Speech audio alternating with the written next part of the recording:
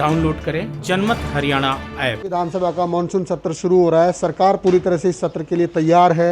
विपक्ष कितना तैयार है, इसको लेकर मेरे साथ कांग्रेस के असंख्य विधायक हैं। शमशेर गोगी साहब, कितनी तैयार है आपकी पार्टी इस सत्र को लेकर? नहीं, इस सत्र को लेके हमारी पार्टी जितने भी मुद्दे हैं आज के दिन प्रदेश में, जैसे पेपर लीक का मामला है, जैसे 2 नाबालिग बच्चियों से रेप हुआ सोनीपत में वो मामला है, किसानों की फसल बर्बाद होगी मॉनसून के अंदर इस बरसात के साथ, ये मामला है। किसानों का पहले से ही ये जो आंदोलन चल रहा है उसका मामला है, बेरोजगारी का मामला है, उसके साथ साथ महंगाई देखो आप। इस पेट्रोल डीजल में तो जनता को खुद ही जनता के राजा ने लूट लिया। और सबसे बड़ी दिक्कत क्या है कि लोकतंत्र ख़त्म करके लोकतंत्र को राजतंत्र में बदलने की कोशिश हो रही है। ऐसा पिछले इतने दिन से पार्लियामेंट चल रही है, उसके अंदर आपने व्यवहार देख ही लिया है। और जासूसी कांड जो है वो इसका एक ज्वलंत उदाहरण है कि लोग अभी एक डिफेंस मिनिस्ट्री से एक आरटीआई से एक मैसेज आया है, लेटर निकला है कि हमने कोई पेमेंट नहीं की। तो फिर ये पेगासस की जासूसी जो है बिना पैसे के किसके माध्यम से कराई गई? कौन सा उद्योगपति है, कौन इतना बड़ा आदमी है जिसको देश पे राज करने की, तो देश को गुलाम करने की साजिश है। तो ये सारी बातें जो हैं हम भी अपने यहाँ लोकतंत्र के मंदिर में उठाएंगे और लोकतंत्र को बचाने का, कॉन्स्टिट्यूशन को बचाने का जो भी दायित्व विपक्ष का है उसको पूरी तरह से निभाया जाएगा। अब पिछले सत्र में कांग्रेस की तरफ से नो कॉन्फिडेंस मोशन लाया गया, लेकिन वो सदन में टिक नहीं पाया।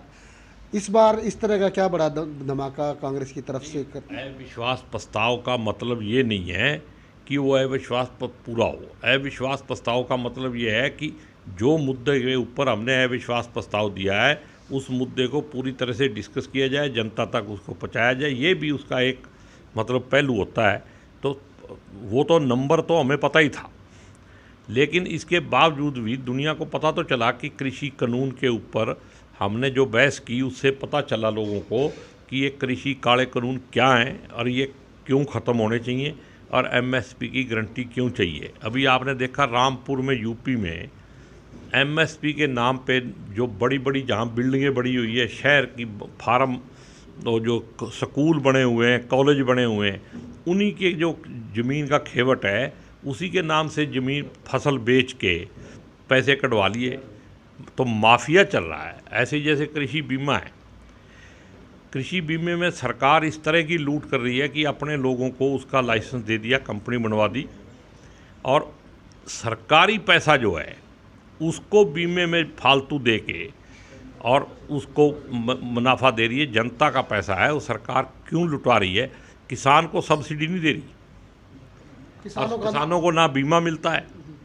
किसानों को तो कह रहे हैं कि तुम्हें तो 5-7 हज़ार देने हैं, लेकिन कहते हैं भी 93% पैसा जो है वो दे रहे हैं। किसान आंदोलन 8 महीने से ज़्यादा से चल रहा है। 9 महीने पूरे होने को हैं। गुरनाम सिंह चढ़ूनी हरियाणा के जो किसान आंदोलन कर रहे हैं उनका एक चेहरा थे। अब उन्होंने एक पार्टी बना ली, बाप पार्टी, पंजाब में इलेक्शन लड़ेगी।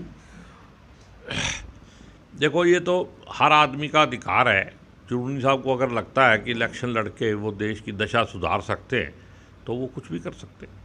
नहीं, पार्टी किसको फ़ायदा पहुंचाएगी, किसको नुकसान पहुंचाएगी? फ़ायदा नहीं है। जो अपना सच्चाई और ईमानदारी से लड़ेगा वो जीतेगा और जो मतलब ठगी वग्गी से काम करने की कोशिश करेगा वो हारेगा।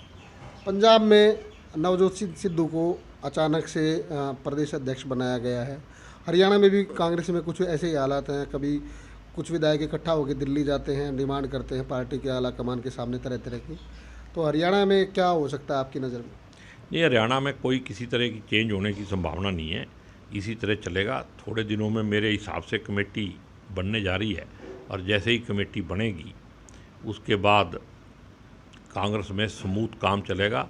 कांग्रेस में सभी लीडर जो हैं उनका समान है। हम ऑपोजिशन में, हमारा लड़ाई जो है बीजेपी से है। आपस में लड़ना हमारा धर्म नहीं बनता। अभी जब सत्ता आएगी फिर देखा जाएगा। रणजीत चौटाला बिजली मंत्री, कल ही उनका एक बयान आया कि कांग्रेस तो पिछले 10 साल से सड़कों पर है। वो आपके जो पार्टी के जो भी विरोध प्रदर्शन के जो कार्यक्रम चल रहे हैं उसको लेकर उनका कहना है कि कांग्रेस पिछले 10 साल से सड़कों पर और आपस में ही लड़ती रहती। देखो, चौधरी रणजीत सिंह जो हैं सम्मानित आदमी हैं, कुछ भी कह सकते हैं। क्योंकि वो तो बीजेपी की सरकार में है, तो कांग्रेस की फेवर में तो कहने से रहे, कांग्रेस के खिलाफ ही कहेंगे, तो इसलिए उनका स्वागत है, जो भी कहें हमारे को ही अच्छा है। राजनीति के आगे, राजनीति के पीछे, हर हलचल को जानने के लिए हमारे YouTube चैनल जनमत हरियाणा को लाइक करें, सब्सक्राइब करें और अपडेट रहने के लिए बेल आइकन दबाना ना भूलें। देखते रहें जनमत हरियाणा, सच के अलावा कुछ भी नहीं।